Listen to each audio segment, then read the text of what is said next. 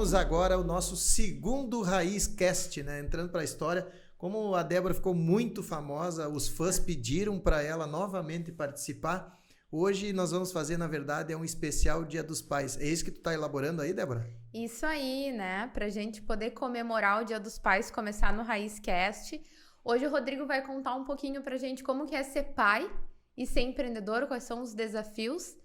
E falar um pouco sobre a maior parceria, né, que existe também, que é entre pai e filho. Ou filha, né, no caso do Rodrigo, que tem 4. Entre filhas e filho também. É uma diferença bem grande. Então, continuar agora nosso Raizcast, eu queria falar, Débora, que eu recebi uma ligação essa semana do Thales, da EFS Advocacia. Ele pediu para mim falar EFS Advocacia. E eles, toda vez que eles saem viajar, eles colocam a ouvir ou o programa e agora o Raizcast. Aí ele me ligou e disse, olha, eu ouvi tu e a Débora conversando, então tá registrado aqui. Mas falar sobre pais, né? Pais que estão aí vendo a questão do empreendedorismo. Eu posso dizer que não só no empreendedorismo, mas eu vejo, como eu venho família também, tem bastante caminhoneiro, eu já vi. E é uma coisa que eu gosto de equiparar muito, sabe, Débora? Porque se tu analisar, muitas vezes, como eu já falei, os nossos filhos eles nos cobram por pouco tempo, por poder acompanhar mais eles, as atividades. Por exemplo, amanhã eu tenho uma atividade com um digão de jogo no colégio, que eu vou levar ele, mas óbvio que eu tenho que sair mais cedo, eu tenho o programa que eu vou ter que, né, participar. Isso vem trazendo algumas dificuldades, mas como tudo. Aí eu penso na situação caminhoneiro. E como vive o caminhoneiro, o pai caminhoneiro? É um herói, né? Porque ele passa mais tempo na estrada do que em casa. Então, essa questão hoje de convívio com os filhos, tempo, eu sempre digo para os filhos, gente, ou como eu falo para todo mundo, existe uma dificuldade, né? Então, alguém do lado vai ter uma dificuldade maior. Alguém do lado vai estar pior do que as nossas situações. Se eu comparar, e eu gosto muito de comparar com o caminhoneiro, eu estou no lucro e meus filhos estão no lucro. Por mais que eu tenha compromisso, viagem, faço situações, eu tenho mais oportunidade de estar do lado deles do que um caminhoneiro que passa muito tempo. Isso idem, né? Um segundo pai para mim foi o tio Polaco, caminhoneiro há acho que 50 anos da vida dele, pai do Fábio, né? Que mais passava viajando. O tio viajava muito, era pouco tempo que via eles, mas nem por isso os guris deixaram de amar o Fábio, né? Amar o pai dele até o último dia de vida. Então, eu sempre falo, às vezes quando meus filhos vêm, eu digo assim, gente, imagina filho de caminhoneiro, é um pouco mais complicado, né? Mas também não exime de nós procurarmos, melhorarmos e adequar esse tempo, né? Então, eu fiquei pensando assim, o quanto talvez o desafio seja estar presente, se fazer presente sem a presença de fato. Né? Construir, né, uma presença que se faça. E tu sabe que eu vejo isso na questão... Voltando ao exemplo, então, ao tio Polaco, que foi uma pessoa, né, 50 anos na estrada aí. E eu lembro quando nós éramos pequenos, que ou eu tirava férias na casa dos guris, ou os guris iam para minha casa para nós tirar férias. Naquela época a gente tinha 3 meses de férias, né, quando era criança. Colégio, tu saía início... Nunca mais, né? Não, quem passava... Assim, ó, férias de julho era um mês inteiro. E em dezembro, quem estava passado ali, eu nunca peguei exame, mas quem estava passado já, que é o caso, que eu sempre estava, início de dezembro eu já saía de férias. Eu lembro que eu ria dos que ficavam reprovados, que iam para recuperação, coisa, a gente, né, saía de férias, aí ficava dezembro, janeiro, fevereiro e voltava início de março. Então a gente tinha aquela coisa, ou eu ia lá para os guris, ou os guris vinham para lá. Então a gente vivia nesse sentido. E a brincadeira que nós mais fazíamos, e é muito legal de lembrar, porque eu visitei há pouco a tia, o tio, eles moravam na Coab, em 3 de maio. Uma Coab, todo mundo sabe que a Coab é é uma caixa de fósforo. E era 2 quartos, uma sala e uma cozinha, lá onde morava a tia. E eles eram 3. Quando eu ia para lá, nós éramos 4. Era o quarto do casal, o quarto dos guris. É menor que essa sala que vocês estão vendo aqui. Eu fui visitar alguns anos lá para dar uma olhada na casa, né, para recordar. Eu não acreditei como 4 dormiam dentro daquela caixa de fósforo. E para nós aquilo era gigante, Débora. Nós olhávamos assim, nossa, por quê? Por aconchego, por estar nós primos ali, né, com aquilo. Era aconchegante. E às vezes tinha um primo que também morava lá, o Paulo ou o Júlio, e eles iam posar lá também. Aí nós embolava 5 naquele quarto. E aquilo ali era tão legal. E eu lembro que nós brincava muito. Nós pegava a bandeja da tia, um banco, virava e era a marcha do caminhão. E nós se transformava em caminhoneiro. e sempre lembrando a questão do tio. E toda vez que ele chegava, que eu via aquele barulho do caminhão, nossa, era uma festa, saía lá para ver. Então é legal, por quê? Porque o tio, ele era um pai ausente, mas ao mesmo tempo muito presente, né? Tanto na lembrança deles, no tempo que ele estava lá, e ele era vou dizer assim, uma pessoa meio bruta. Quando ele tinha que dar as ralhadas dele, quando ele vinha para cima, era forte. Mas eu não vejo nenhum dos filhos dele arrependido, nem eu como sobrinho, considerando segundo pai, por causa disso. Por isso que eu brigo muito hoje, né? Ai, não bate na criança. Ai, vamos, não sei o que. Não, quando merece tem que dar uns sacode mesmo, porque isso faz parte. E eu nunca vi ninguém se arrepender por apanhar dos pais ou reclamar até hoje, assim, nesse sentido. Pois é, mas tu falou algo bem importante aí, que é o quanto esse tio caminhoneiro, ele pôde ter uma presença de qualidade com vocês, né? E o quanto talvez essa casa pequena não fosse tão pequena quando se tratava do que vocês compartilhavam. E, ao mesmo tempo, mostra pra gente uma questão de empreendedorismo, de não se acomodar, né? De querer sempre mais também. E eu acho que a gente tem que trabalhar. Eu sempre falo para as pessoas, a gente tem que trabalhar, focar, sonhar no que a gente quer, né? E se determinar. Mas eu acho que duas coisas. Eu até estava ouvindo todas as manhãs. O que eu faço? Todas as minhas manhãs que eu vou ao banheiro, né? Eu já tenho um reloginho certinho, vou ao banheiro de manhã e depois tomo o meu banho para sair trabalhar.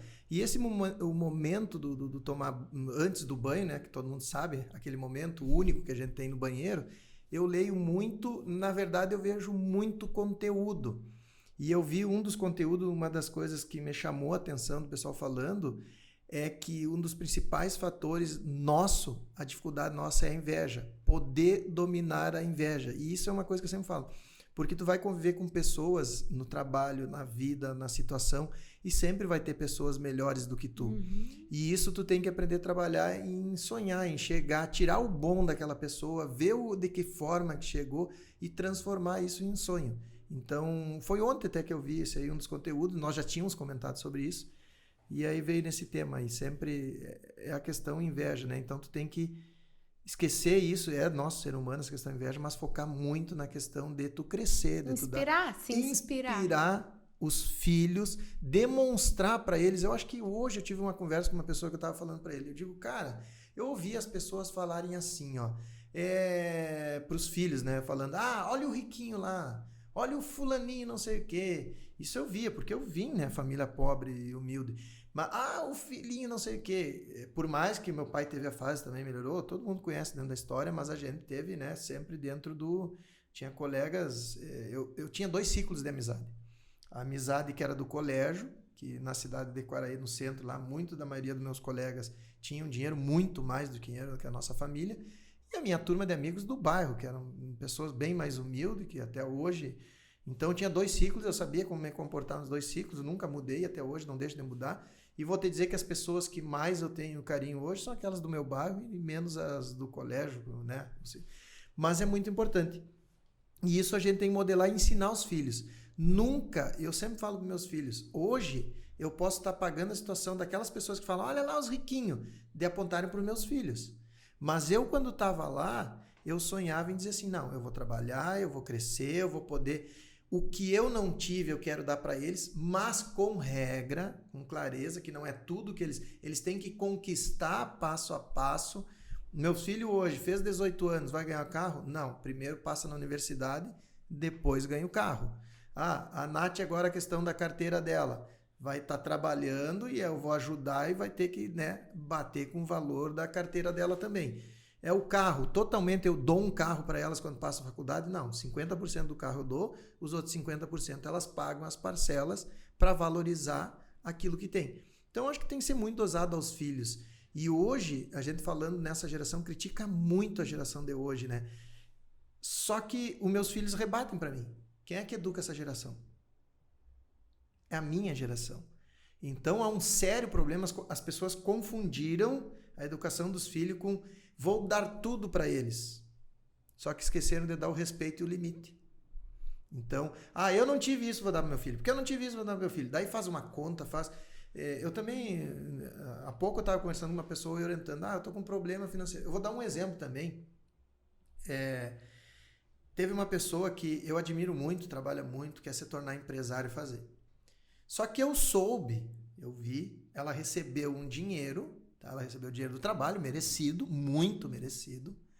Só que o dinheiro que ele recebeu pelo serviço, ele falou para mim assim, estragou meu celular, eu tive que comprar outro.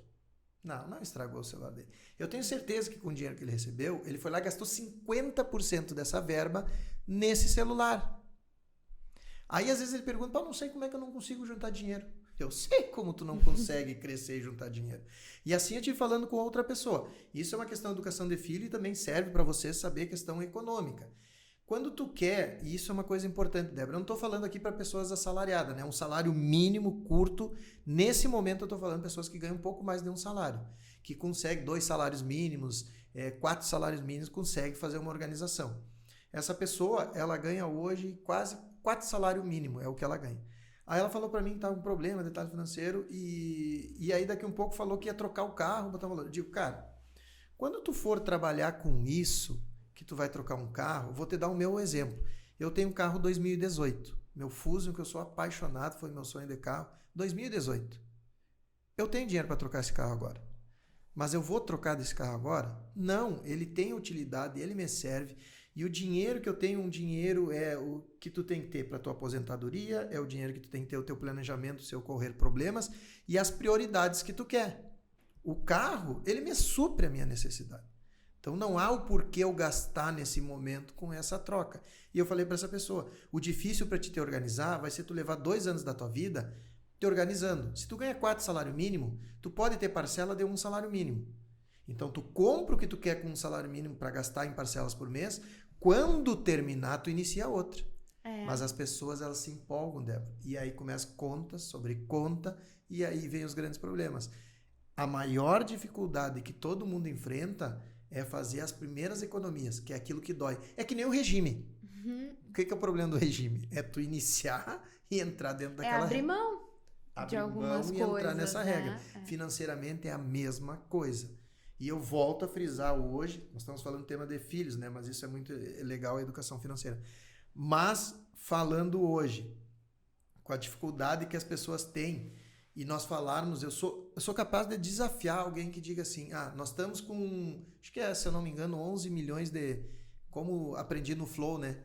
Pesquisa aí, pessoal, se eu estou falando errado, pesquisa aí. Mas eu acho que é 11 milhões ou 12 milhões de desempregados no país. Mas eu quero saber quanto número de vaga aberta que tem hoje e não tem preenchimento. Então, eu sempre cito isso. Aqui na empresa a gente tem também, né? Muita vaga para preencher. Começamos por aqui. Se pegar hoje só na própria parceria solar, nós temos 11 vagas abertas para preenchimento que não se consegue preencher. Aí as pessoas vão dizer, mas eu não tenho como estudar, não tive oportunidade. Não, as pessoas têm oportunidade. E aí vem filhos, falando em filhos. Eu quero que reflita, quem aí que manda o seu filho para se ferrar? Pega o seu filho e diz assim, vai fazer teu estágio, te ferra. Por exemplo, a Nicole foi fazer o estágio dela, ela procurou. Eu lembro que teve uma pessoa que disse assim, no mesma formação da Nicole, estudando o mesmo estudo, falou assim, mas a Nicole tem um pai que tem influência. Não, mas se eu te disser que até hoje eu não influenciei em um cargo da Nicole, eu não me envolvi. Ela simplesmente sozinha ela vai lá, busca, procura e está indo. E ela está fazendo estágio. Hoje o estágio que ela está fazendo, eu estou dizendo que é um estágio de rica, né? Porque estagiário ganhando R$1.000 é rico, né? Estagiário é 400, 600 reais. E ela ganhava isso, os 400 reais. E o que eu dizia para ela? Vai tocar e vai aprender. É isso. E aí as pessoas dizem assim, eu não vou colocar meu filho fazer um estágio, porque vão explorar meu filho, vão fazer... Poxa, gente, a Nicole ela trabalhou dentro da empresa aqui. E ela resolveu fazer o estágio, ganhar menos, se apertou, fazer aquilo ali. Claro, ela tem a casa dela, óbvio. Ela tem a casa dela, tem a comida dela lá conosco. Mas qualquer coisa que ela faça, saída, compra de roupa, é através do dinheiro dela. E aí, que nem ela diz no princípio, que agora ela me pediu, eu quero ser filhinha de papai pelo menos um pouquinho, pai. Aí eu dei esse gostinho para ela nesse ano, porque tudo que ela conquistou e agora está fazendo, um pouquinho, né? Porque seria, né? Vamos lá, para que eu trabalho? Para que eu faço? Daí ela está vivendo sobre o salário dela, aquele estágio dela de R$1.000. Ela vive com isso aí. Se eu tenho oportunidade um pouquinho, de esperar, não, vai virar um pouquinho filhinha de papai, vamos dar até a parcela do carro esse mês eu dei a folga para ela. Foi o primeiro mês, depois de... acho que mais de quase 20 parcelas, que é o primeiro mês que eu pago uma parcela para ela. Eu disse, não, deixa que eu pago que eu vou te dar uma força aí. Então isso é importante, entendeu? Nós temos que fazer nossos filhos buscar aí. E essa pessoa que falou que a Nicole tem um pai influente, É uma pessoa que dorme de manhã, é uma pessoa que, né, todas as manhãs dorme até mais tarde, é uma pessoa que foca mais em fazer ou festa, ou fazer isso, ou porque tem aquilo e não foca no trabalho, não foca em detalhe. É óbvio que não vai conquistar. Eu até esses dias li não sei se foi na internet, se foi um outro programa, assim, mas às vezes as pessoas querem estar no teu lugar, mas não querem passar pelo que tu passou. É uma frase bem legal. Né? Não querem percorrer o caminho que tu teve que percorrer, abrir mão do que tu abriu mão, né? Pra chegar onde tu chegou. Então é o caso da Nicole um pouco também, né? O quanto ela teve que abrir mão durante a época do colégio, de festa, pra estudar. Uma coisa que ela pensa, só pra te ter uma noção, na 7ª série, quando eu me mudei pra Santa Maria, que eu ficava só 2 dias, que ela veio e ficou sozinha aqui. E ela batalhou, por mais que o tio dela tava aí, o tio dela não dava bola pra ela, não fazia comida, não fazia nada pra ela. Ela, criança, tinha que fazer isso aí. Então, e ela fala e ela lembra disso. Então, por que hoje eu não dar um pouco de mérito pra ela, folguinha? Porque eu já sei que ela já aprendeu o valor da vida, o valor das coisas que precisa. Caso já mais difícil com a Nath, né? Já tô puxando muito mais a Nath pra ela entender, porque às vezes eles têm naquela mente, como tem tudo, mas vocês têm empresa, fica mais fácil. Não, mas não é assim. As coisas têm que ser conquistadas.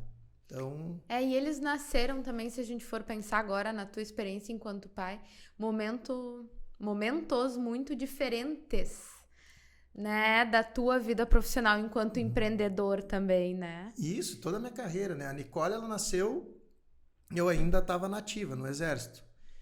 A Natália, quando nasceu, já estava saindo da ativa do Exército, passando por um momento de...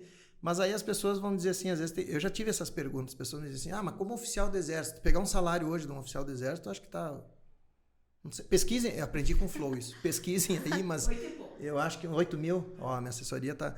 Então, 8 mil um salário de um oficial, tá? Eu ganhei, então, o salário de um oficial. E a pessoa dizer, mas se tu ganhar 8 mil agora, né, é muito dinheiro. Só que naquela época o salário era bem mais desvalorizado. Isso nós estamos falando de 8 salário mínimo. Na minha época era 4 salário mínimo o salário do oficial, mais ou menos, que eu ganhava na época. Então, são 4 mil hoje. Só que dos 4 mil hoje, quando eu casei, no 3º mês, um primo meu pediu um dinheiro emprestado, que a mãe estava doente, e as parcelas do empréstimo dava 2 mil reais. Ou seja, meu salário caiu para metade. E além disso, uma coisa muito importante para as pessoas entenderem. Eu ganhando 2 mil reais, seria o de hoje, eu não tinha casa, eu não tinha nenhum colchão. Eu tive que construir tudo. Eu tive que comprar colchão, geladeira, micro-ondas, fazer o meu, entendeu? Eu não tinha nada. Até então eu era um aluno lá dos últimos 2 anos em formação de oficial, só lá dentro, comendo dentro do quartel, morando dentro do quartel, porque eu não tinha nada. Então, isso... eu me programei. Muitas pessoas não se programam. É o que eu falo das pessoas hoje. Então, vamos dar um exemplo. Aí as pessoas podem dizer assim, é fácil tu falar. Tá, então vamos para a minha vida real. Agora lembrando, salário de oficial era 4 mil, tinha um empréstimo 2 mil que meu primo pagou a primeira e não pagou mais, que eu tive que readequar esse salário mais 24 parcelas para poder diminuir para 1.000 a parcela. E aí, se nós tivermos noção, sobrava esse valor e eu não tinha nada. Tinha que construir a minha casa, tinha que fazer, casei. Aí 2 anos depois veio a Nicole, aí vão dizer, por que veio filho? Porque eu conseguia sustentar, eu me organizei. E além disso, né, Débora, naquela época ainda eu mandava meio salário para minha mãe ainda, um salário ainda, eu acho que era um salário. Então a minha verba realmente era muito curta, eu lembro que tinha final de mês que eu não tinha 10 reais no bolso, então... Mas isso eu não tô pedindo pena de ninguém, nem nada, tô só mostrando que a gente consegue. Então se a pessoa hoje vem me dizer que ganha 2 mil reais e não consegue se organizar... Consegue. Sacrifício? Muito. E tem outra coisa, né, gente? Eu não era só oficial, eu fazia trabalho fora, por mais que algum extra... Eu criei com um primo meu, fazia serviço de designer, eu sempre inventei coisas, sempre tirei algum extra para complementar, para poder... Fiz muito curso, me qualifiquei muito, porque aí quando eu saí do quartel, eu passei a ser chefe de segurança, treinei equipes, e isso foi o que me deu a Seguritech, daí também parti para a Seguritech. Então, eu sempre digo, não é desculpa, é organização. Só que é difícil tu ter o teu sacrifício. E é o que tu fala, né? Querem o nosso lugar, mas não querem passar o que a gente passa. É uma pergunta que a gente sempre tem que se fazer, o que a gente quer, o objetivo que a gente quer, o que a gente tá fazendo para chegar lá, né? E aí, o que a gente pode até ir encerrando o programa hoje é falando da importância da presença de um pai enquanto parceiro também. Né? Não é alguém que vai, quem sabe, te apontar um caminho, mas alguém que vai poder caminhar junto contigo, dando certo, dando errado, né? Mas alguém que vai estar ali. Eu acho que a melhor parte de ser pai é tu receber o sorriso deles, receber aquela... Não sei, se eu falar, por exemplo, da Nicole. A Nicole não é de abraçar, né? A Nicole é complicada, mas a Nicole, ela te dá orgulho por filha. E a gente sabe que no momento que precisar, ela tá ali. Ela é aquele jeito seco dela. A Nath é carinho puro. E ainda mais que ela é do pai, né? A Jaque fica, a dona Jaque enlouquece, mas ela tenta conquistar, a dona Jaque tenta de todo jeito. Nós, Nath, vamos cantar, mas não adianta, ela é do pai. Então a Nath é carinho puro. A Naná é a meiguice. Ela, todos os domingos que eu levanto, daí ela levanta também. É difícil ela não levantar um domingo, preparar o café para nós, antes nós arrumarmos. Ela prepara o café, ela ajeita. Agora até a Elisete, no sábado, já deixa as coisas preparadas, avisa a Naná, e Naná, tá pronto o café para teus pais. Aí ela prepara para nós para fazer e senta junto. Até os últimos domingos, quase todos sentaram junto conosco, sabe? Foram para lá e sentaram tomar café. Então é muito legal. E o Digão é aquele guri que eu digo que a gente... Eu cobro rusticidade dele, né? As gurias dizem, não, ele...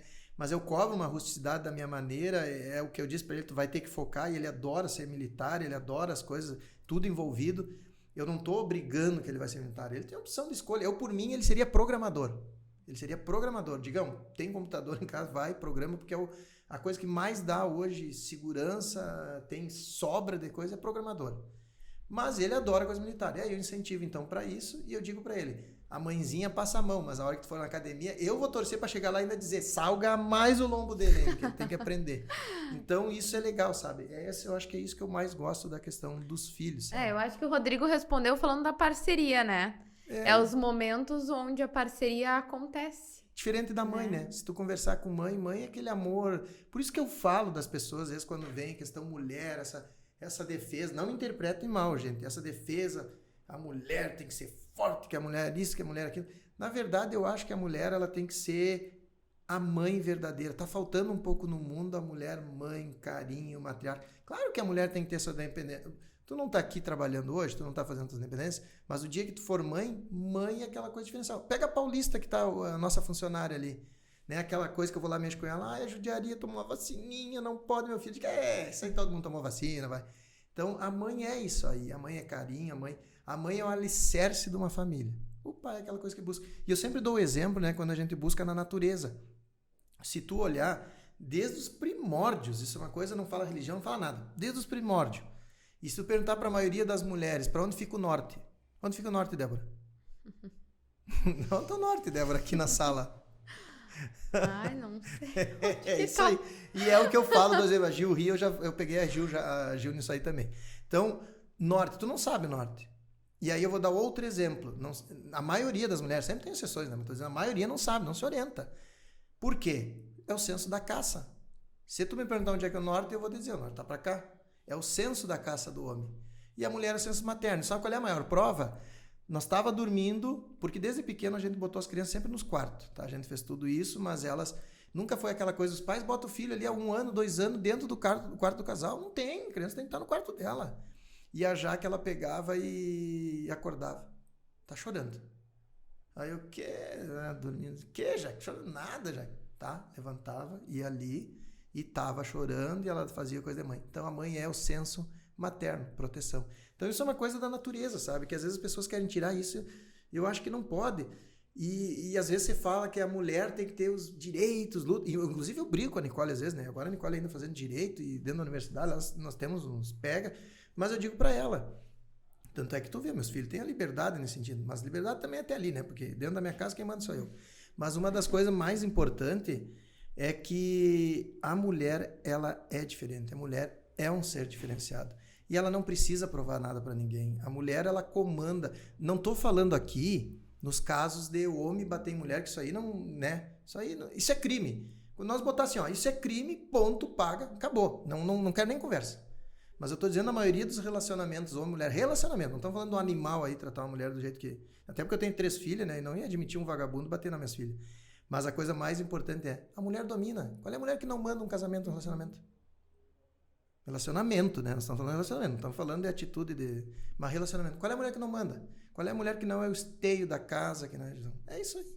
Então, mulheres, não se preocupem, vocês vão dominar. Já dominam o mundo, né? Não vão dominar o mundo, já dominam o mundo. E além disso, a gente então gostaria de desejar um feliz Dia dos Pais aí, para os pais, aqueles que protegem, que cuidam, que educam, que são parceiros, né? Aqueles que podem estar junto, aqueles que não podem, aqueles que se fazem presentes de outra forma, aqueles que não estão mais presentes nesse plano também. Então, a gente deseja um feliz dia. E eu desejo um feliz dia pra ti, né, Rodrigo? Muito obrigado. Assim como tu me cobrou um presente que não chegou, o teu presente da casa, eu vou ter que cobrar o meu presente Dia dos Pais, né? Para as pessoas saberem que tu vai ter que me dar um presente. Mas só para finalizar, Débora, uma coisa muito importante. Pessoal, existe vários tipos de filho. E uma das coisas principais de filho que eu deixo para vocês não esquecerem. Existe aquele filho que não pôde ter um pai porque faleceu cedo. Existe aquele filho que teve um pai do lado e não teve a compreensão e não foi bem tratado. Então, existem vários tipos de filho. Mas o mais importante para vocês da vida é poderem nunca repetir isso. E aqueles que têm saudade do pai, eu lembro que na minha infância eu dizia para um amigo meu, ele perdeu o pai dele com, não sei se era 8 anos, 10 anos mais ou menos. E eu dizia para ele triste, quando depois do falecimento do pai dele, estava desiludido, estava assim, né, perdido. E eu falei para ele, cara, eu não sei o que dizer nesse momento, não tenho o que dizer. Mas na verdade eu tenho o que dizer. Eu preferiria que o meu pai fosse que nem o teu, amoroso, carinhoso, foi um pai que tu vai ter saudade e recordação, do que ter um pai que nem o meu, que eu não consigo conviver. Eu tenho ali e não vivo, não recebo carinho, não faço. Mas volto a dizer, né, eu não culpando meu pai, outro podcast, eu já fiz o 1, né? Quem olhar lá o 1 sabe, eu contei a história. Mas naquele momento eu tinha dito isso. Então é muito importante as pessoas aproveitarem o momento e os pais, né, aproveitarem o momento com seus filhos para uma coisa, só que assim, aproveitar muito, mas dar regra. Porque o grande problema é a gente não dar limite e dar regra para nossos filhos. Aproveite eles de uma maneira que vocês ensinam educação.